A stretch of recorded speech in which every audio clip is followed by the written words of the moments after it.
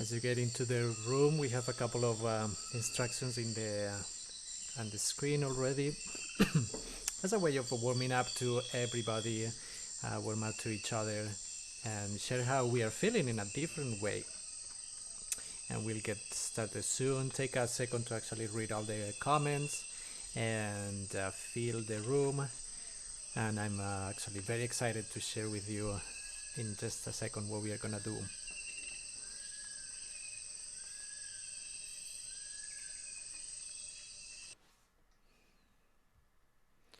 I think that's my cue. One more coming in. Thank you everybody for joining us on our session number 2 of the Sounds of the Chicago River. This is a project that is very dear to our hearts. We've been working with the Bridgehouse Museum and the Friends of the Chicago River, as well as the American Indian Center here in Chicago, to put it together and bring you a little bit of a set of activities and sessions where we get to know what the sound of the Chicago River how it sounds when we have such a landmark that comes across our city. And we'll be discussing a little bit about how that relationship between urban life and nature could sound like.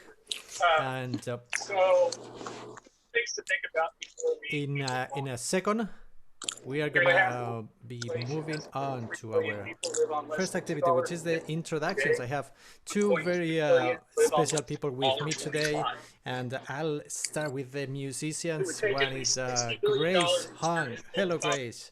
That's less than 1/4 the annual income of the world's 100 And richest we have I always like to point out that's one of the our income that their collaboratives. money makes. That's not even the billions they already have in their pockets. One of our members from the American Indian Center. I'm so excited to have Fawn Pochel with us. Hello, Fawn. How you doing? Hello, everyone. I'm doing good. Thank you for having me. And I have to say thank you to Josh Coles for having us, for lending us this opportunity to talk to all of you. And now is my time to actually invite everybody to share this space and turn your cameras on if you feel comfortable. And we are gonna be doing a bunch of different fun activities and getting to know a little more about the American Indian Center today. So we have instruments, and as musicians we always love to share. So I'm going to ask Grace to actually tell a little bit about herself and a little bit about her instrument, and maybe she can play for us a little bit. Hello everyone, my name is Grace Hong. I'm very, very excited to be here.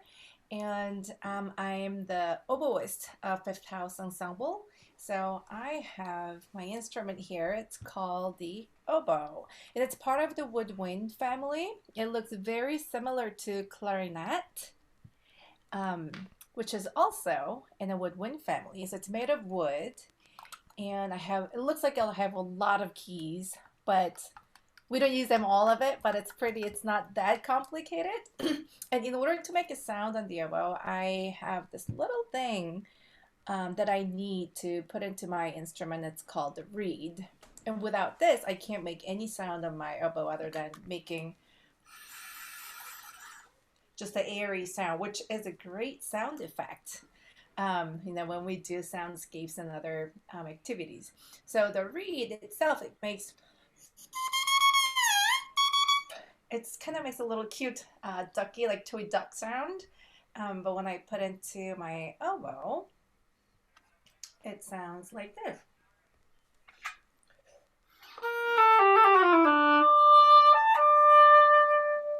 And that's how it makes a sound. So when I blow into the reed, there's 2 pieces of wood that tied together, and when I blow into it, it starts vibrating. That's how it makes a sound.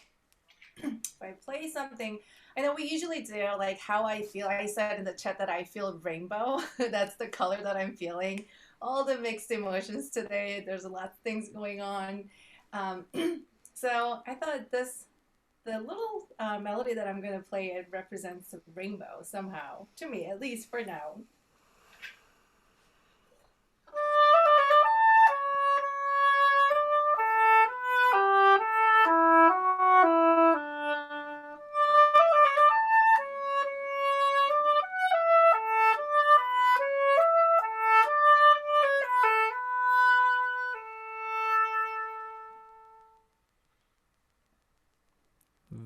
nice.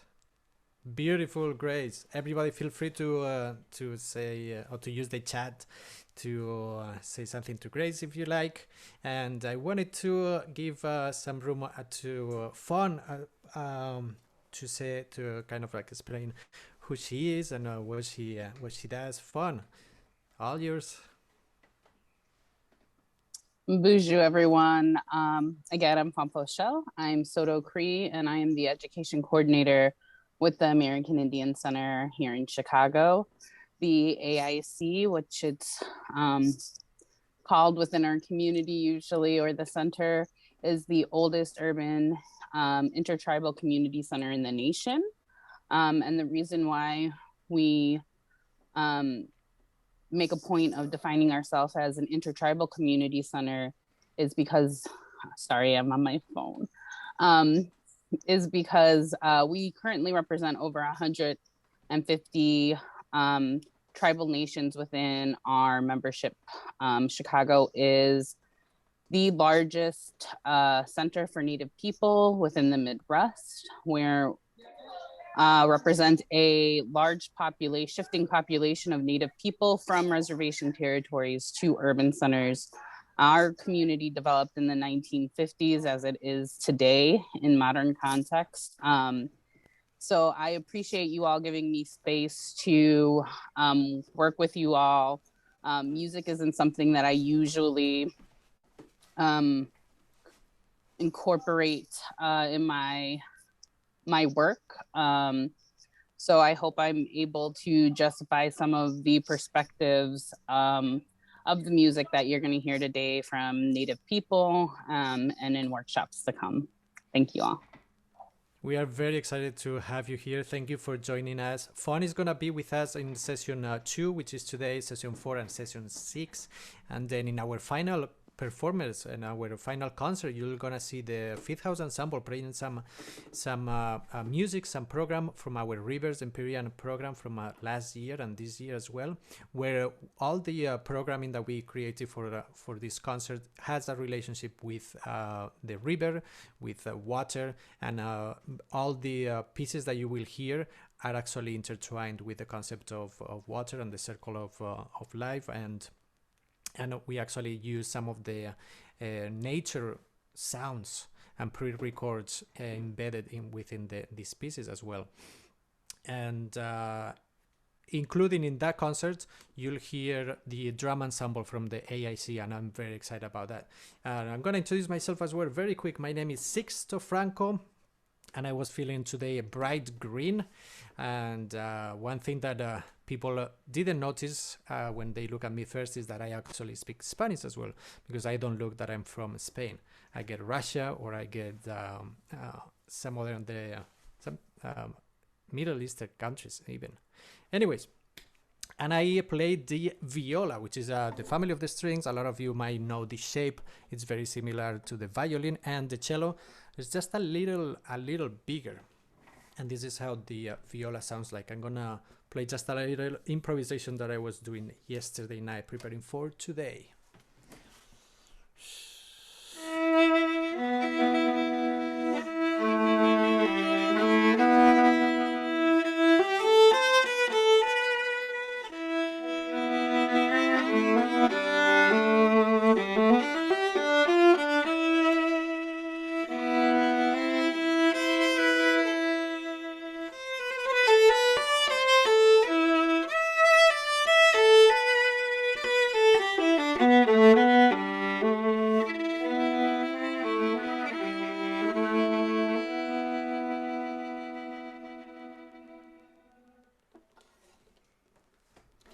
Thank you, everybody.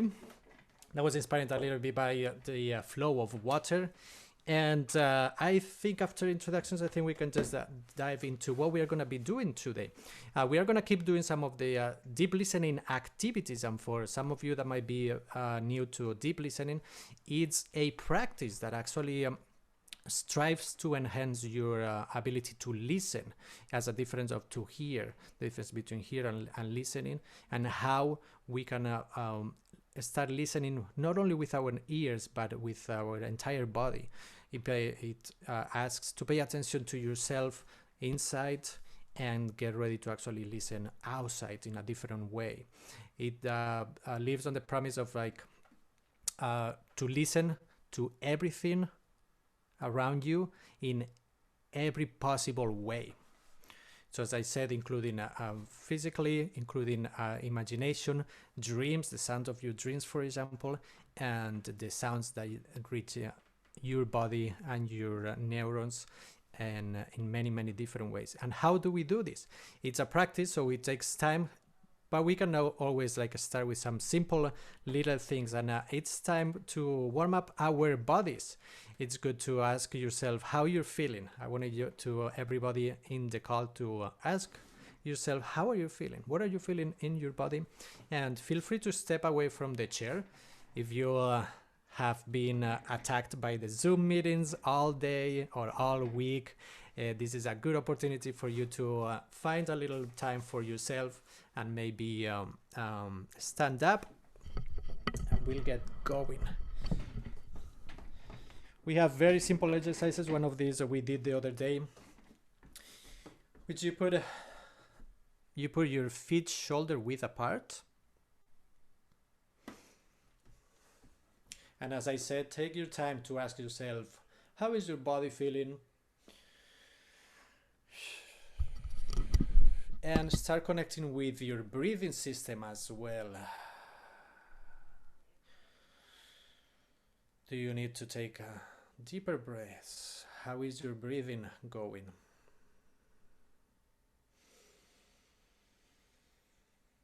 And as you start paying more attention to your breathing, try to expand your diaphragm and your rib cage a little more in each breath.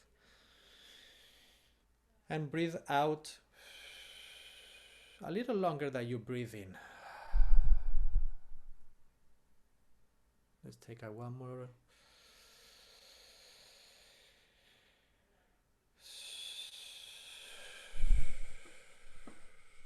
And the first activity that we have for today is called wrap and slab. And you'll see very quickly why it has such a title. So as you find your support system, your legs, very connected to your floor, your feet are shoulder width apart, I want you to start moving from your belly area from one side to the other.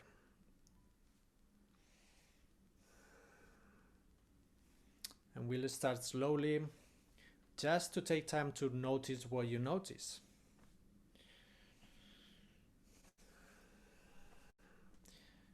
Notice the range of motion.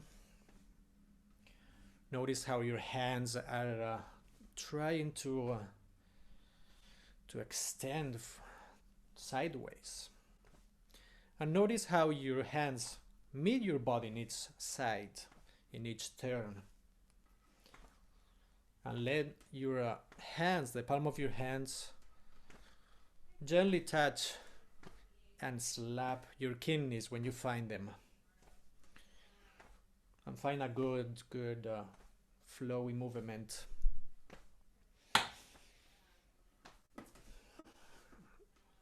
And you probably start feeling how your midsection starts warming up. You're probably feeling like your hands are filling up with blood, which is nice. It enhances the blood flow in your body. And if you feel comfortable, you can speed it up a little bit, and you notice that your hands go a little higher and a little faster, to the point that you can start slapping your arms, almost your shoulders.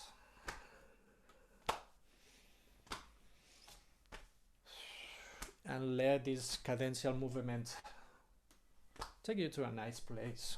And don't forget to breathe.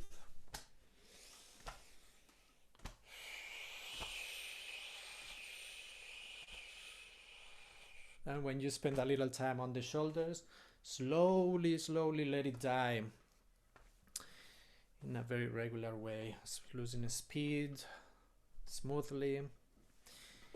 And when you are almost at the end of this movement,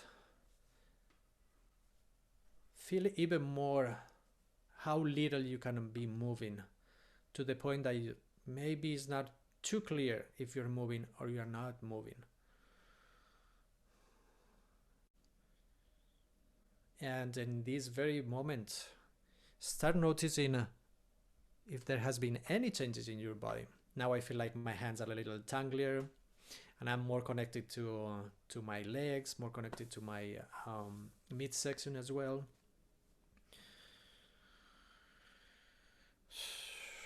And we are going to proceed and do 3 big gulps through. So we are going to take a big inhale, and as we do this, our hands go up, all the way up, and when they reach the top and they meet each other, please bring your hands together and rain all this energy in an exhale, and drop your hands through the middle of your body. Let's do that one more time. So big inhale,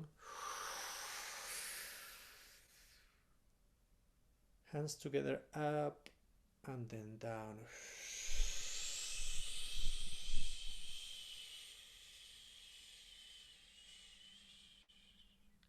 Let's do this a couple more times, and each time connect with your ears and notice how many sounds they get.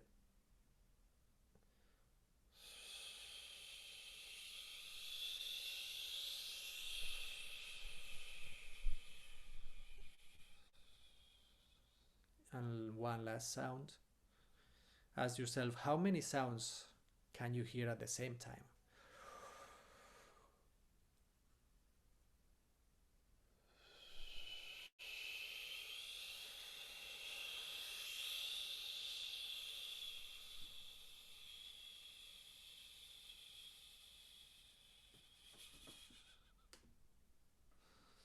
Thank you very much. We're going to transition to one more exercise like this. And Grace, take it over. Yes. So since we just warmed up our bodies, it's so nice to actually stand up. I've been sitting down ever since I think, like, I don't know, 5 o'clock in the morning, all day today. So if the weather is nice, I know we have a lot of snow in Chicago. There's too much snow.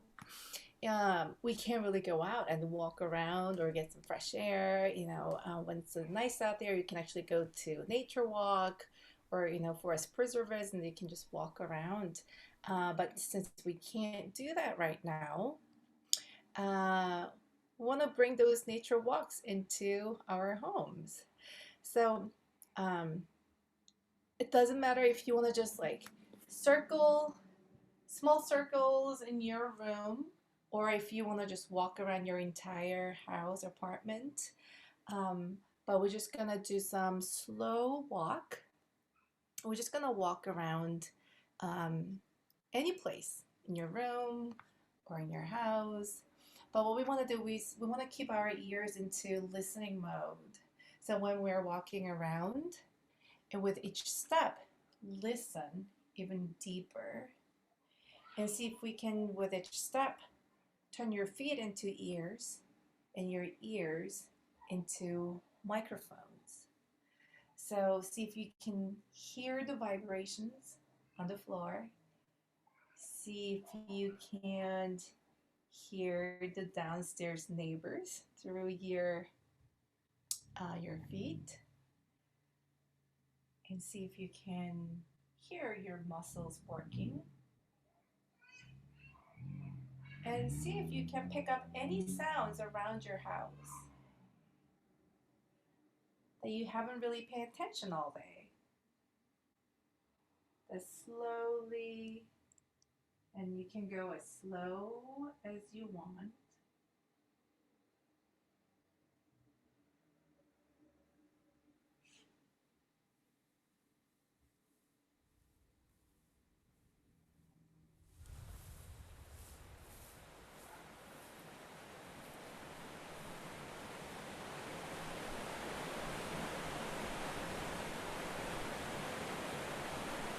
If you feel comfortable, you can also close your eyes and imagine you're at a different place and just slowly walking.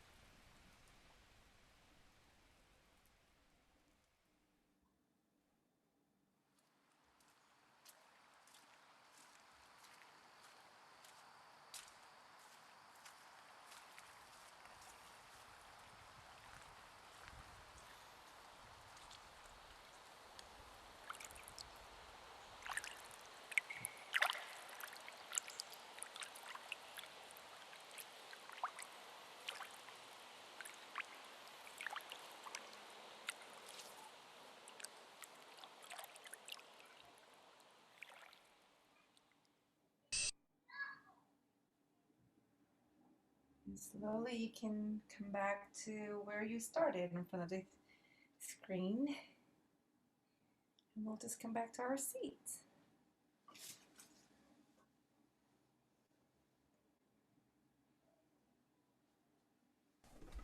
Thank you, Grace.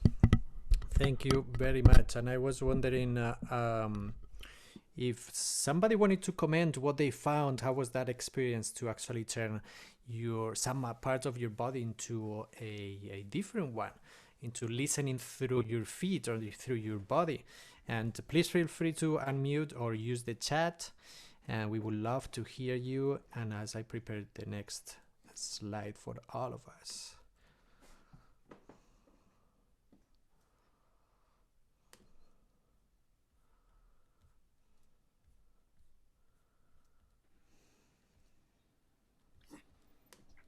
While Sixto is preparing for next one, I can share my. I love those listening walks. And if you have a chance, you can, even in the snow. I actually did that. I wanted to, but I actually had to go out when we had a crazy snowstorm a couple days ago. I had to be outside for a little bit, and it was just walking on the snow and the sound of the snow that you're walking on. It was amazing. Um, so if you get a chance, um, just get some fresh air, or even inside the house, like have a different sounds that you can easily find a lot of sound sources online, and just walk around and imagine you're not in the apartment and just be somewhere else. Very cool. Thank you. Thank you so much. At this moment, we wanted to do our usual land acknowledgement that in Fifth House, since we have been in contact with a lot of different populations, and we have been started our relationship with the American Indian Center, we feel that it's more and more important to acknowledge what was this land like, who was living there, what happened to that things turn around to the situation that we are living today. And I wanted to have fun, give us an insight into that land acknowledgement that I think is very important to all of us. Thank you. So instead of actually reciting a land acknowledgement, I just wanted to talk a little bit about the nuances of doing land acknowledgements. Traditionally, the way that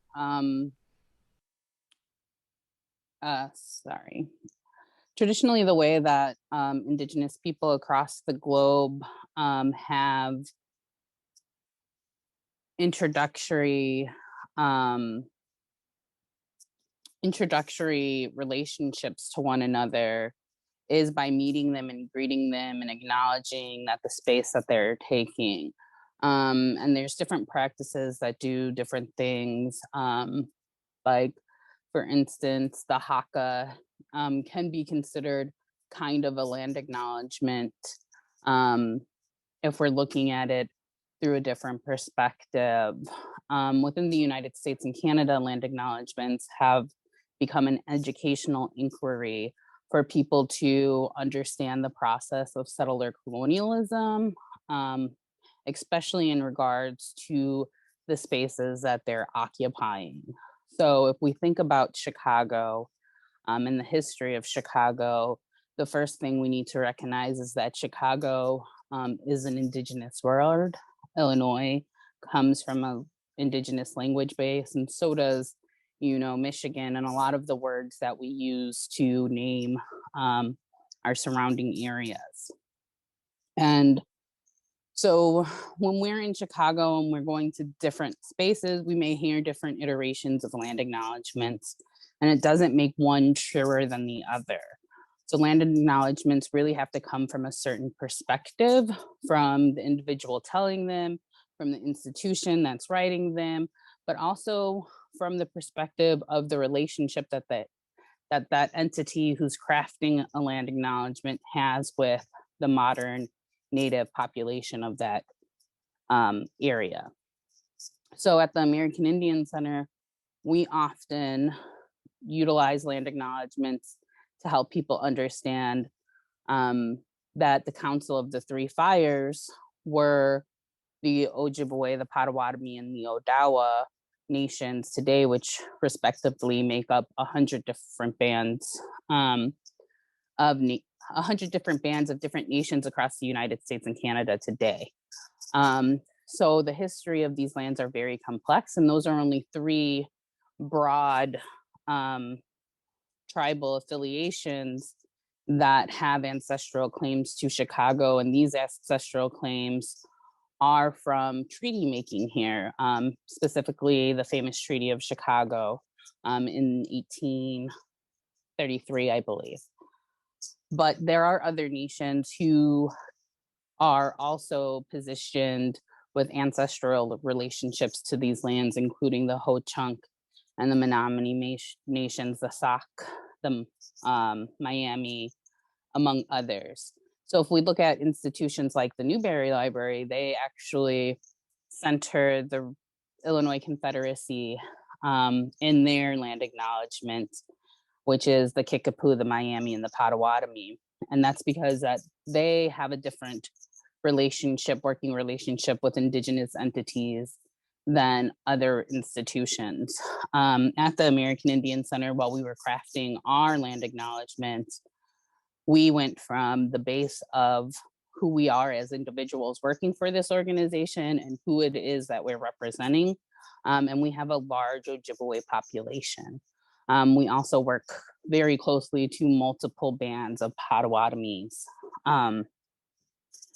So for us, it felt right to center the Council of the Three Fires. In addition to that, it's what is it that you want your audience to take away from a land acknowledgement?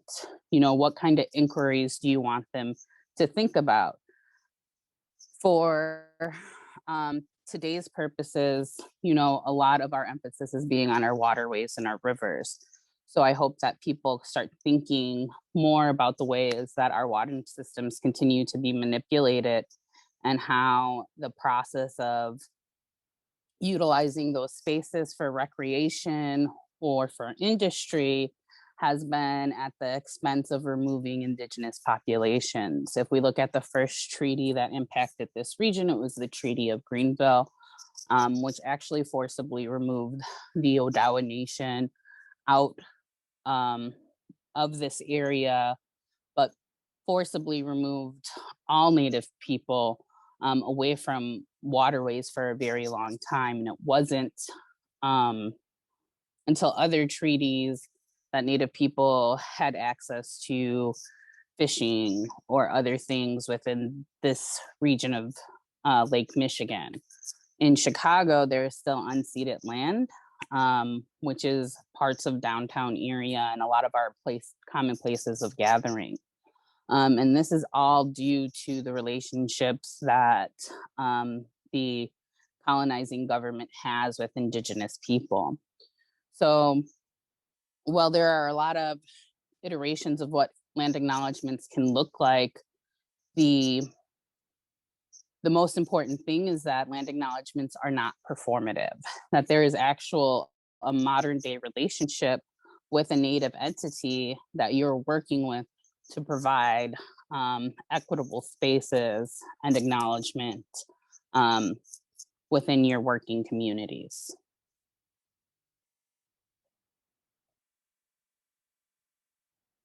And if anyone has any questions, I feel, I can take a few of them right now.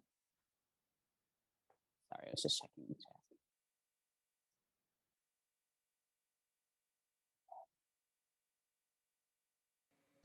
Yeah, please feel free to ask fun questions. We have a little time also built in at the end of the session. So go ahead and unmute yourself and ask the question. Just thank you, Fawn. Very insightful for somebody who is not from this country, and I'm just learning about the actual relationships between the native populations and the city of Chicago, for example. It's such a privilege to have you here with us and tell us all this information, Fawn. And I know from our future calls we'll be touching on this quite a bit. But I wanted to move on our next activity that Fawn you have for us as well. And I have another slide for everybody. The next activity is going to be a deep listening activity. And I don't know if you, okay. So once the slide is up, the picture that you guys are going to be looking at is an acrylic painting by indigenous artist Christy Bellacourt. Christy Bellacourt is Métis, and she has both Anishinaabe or Ojibwe and Cree roots as well. And so this is actually a picture of a lot of different medicinal and traditional ancestral plants from Métis communities that grow here in the Northwoods that Chicago is a part of. And we are going to pair that with two different songs from indigenous artists. The first song is going to be by Frank Wallen, who is Lakota. And Chicago is kind of the eastern territory of Lakota people with the Great Plains. And then the second song is going to be by a tribe called Red. And they are First Nations indigenous folks who are part of the Northwoods community as well. And so for this activity, I want people to listen. If you feel like sketching or if you feel like writing notes down, please feel free to do any way that you want to capture kind of what you're thinking, what emotions you're feeling, and what you're seeing while you're listening.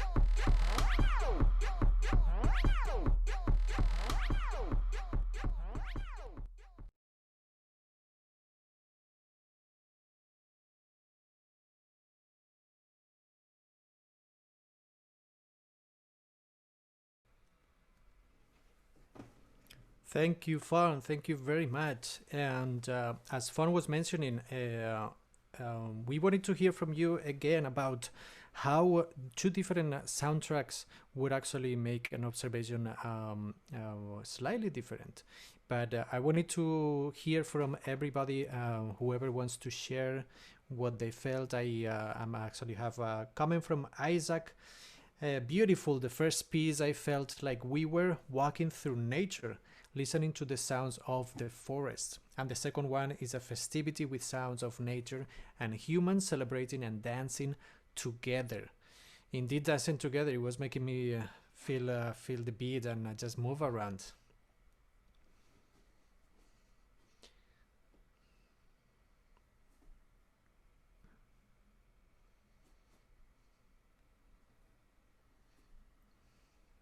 I can share mine just briefly.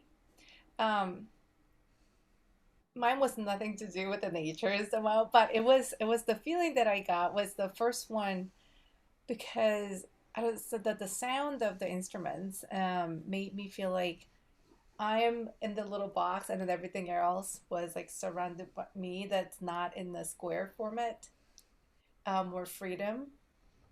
Um, and the second one because it had a like beats and everything, it was more of a square, and I don't know, made me feel like I'm just, I mean, I want to dance, but also it's just made me feel like I'm like more stable. Mm-hmm. It was just a different two opposite feelings that I actually felt. Yeah. Mm-hmm. Interesting. Who wants to go next?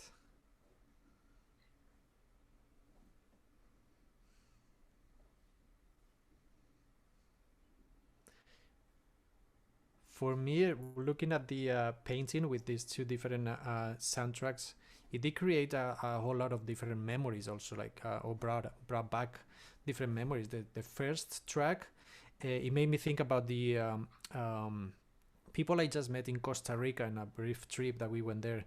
And we met this woman that has ties to natives from that region, and she's making a huge effort to actually keep the knowledge alive and pass it on through her kids. And she's actually implementing a lot of the traditional ways of treating land, of engaging with the land, to her farming life as well. And she has a huge medicinal plant garden.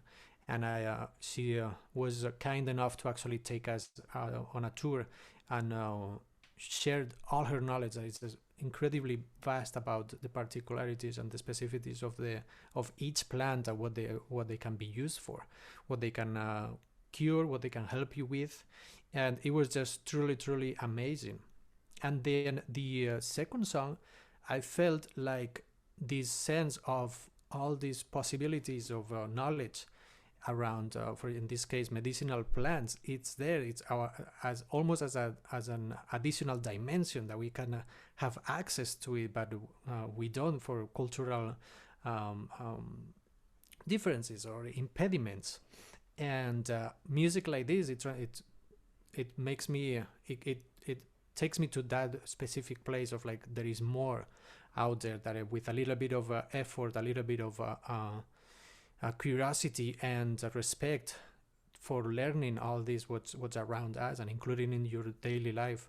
Yeah, it was awesome. Thank you, Fun.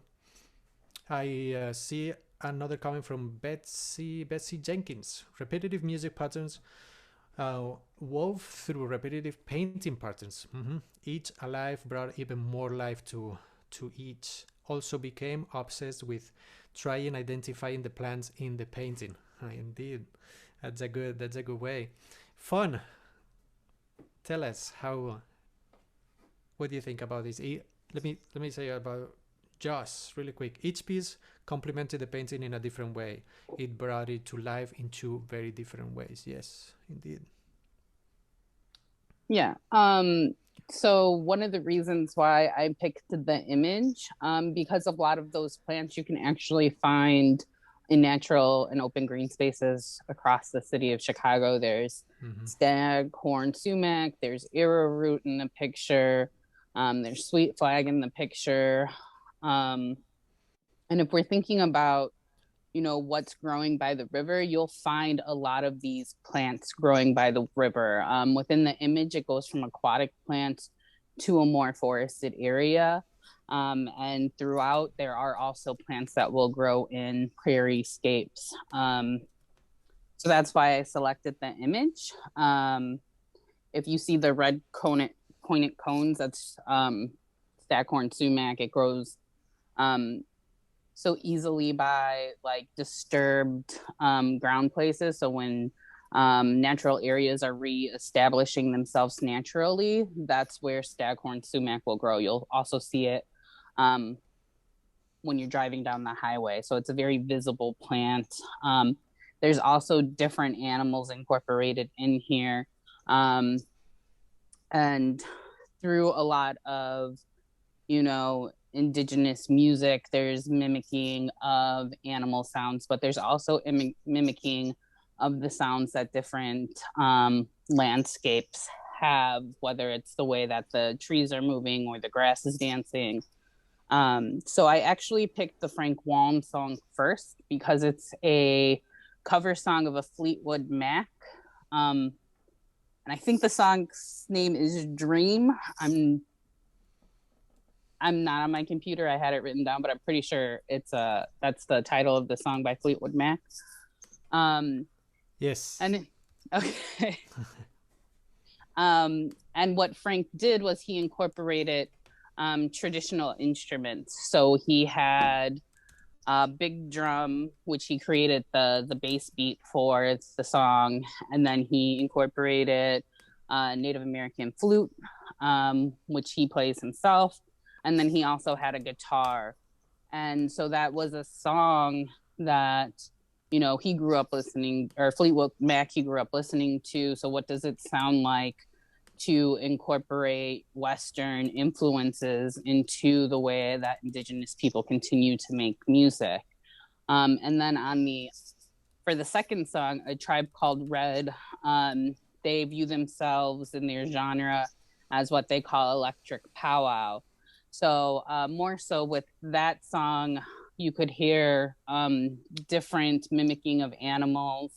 The repeated drum structure is a lot like some of the sounds woodpeckers make, for instance. Mm-hmm.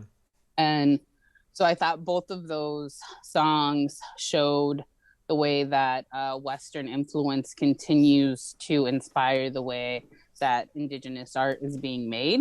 And it's not just grounded in a historical past, but there's influences that is helping with the production of music and art in general. Mm-hmm. Yes, I could definitely pick up on the nature sounds, the imitation, as you were saying. Yeah, this is very, very, very nice. I was looking at the clock, and we had a couple more activities for you guys. We would love to be here with you forever, but we are gonna leave those activities for the next session. And I know there was a couple of questions in the chat, so we have a few minutes to actually, for all of you that have some questions, please go ahead and unmute yourself or post them in the chat, and we'll be answering them for sure. And while we do that, I shared the 2 tracks that we heard today in the chat as well.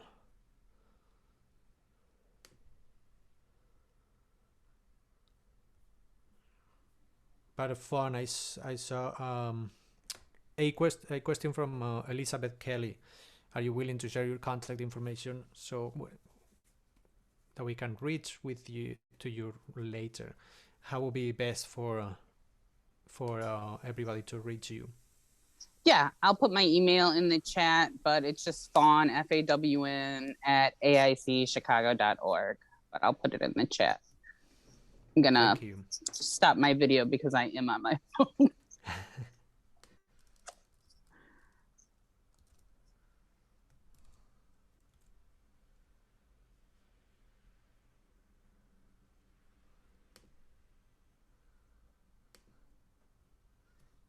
Elizabeth Kelly was with the first piece. I was very aware of the forms and movement in the piece, and with the second, the colors started to pop in out. Nice observation.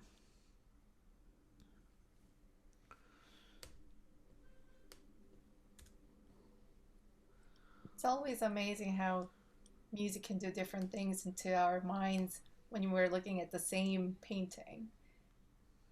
And because of the music, and sometimes it's because of the sound that you hear outdoor. We did little exercise the other day for deep listening, that we opened the door and try to open the window and try to listen as far as you can, and close your eyes and think about the total opposite environment that you're in right now, and see if you can imagine something. And I actually heard a lot of car noises like going by because of all the snow on the street, like the slushes.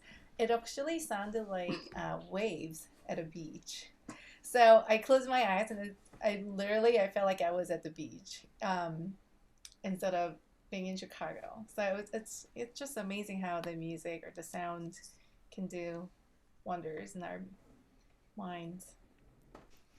Indeed, that is totally right. So we encourage everybody to listen more and see what you find out. And we have a few more sessions.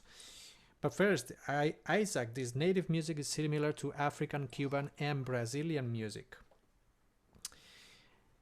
Yes, there is all these. The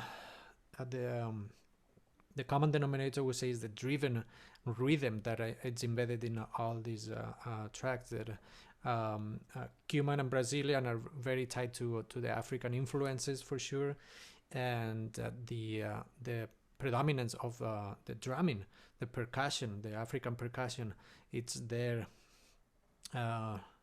Very cool. And just a reminder, our next session is gonna be on March 4th at the same time, same place.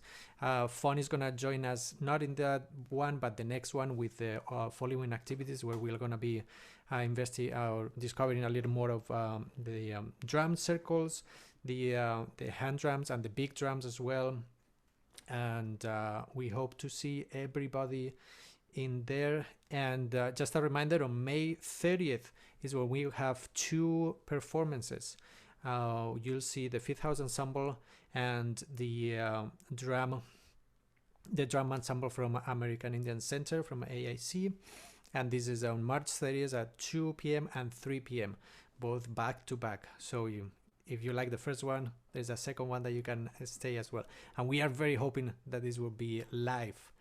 And I can't wait to see everybody on the same space and sharing some beautiful music. It will be outdoors. And May 30th. Yes, May 30th. Did I say March? May 30th. Thank you, Josh. May 30th at 2 p.m. and 3 p.m. And a final note, thank you so much for joining us, and we hope to see you soon. And Fawn, will see you in about a month. Thank you so much for joining us, Fawn. This was an absolute treat. And everybody, have a beautiful weekend. I know it's snowy there. Try to go out there to listen and check out your surroundings. And thank you everybody. Thank you. Thank you.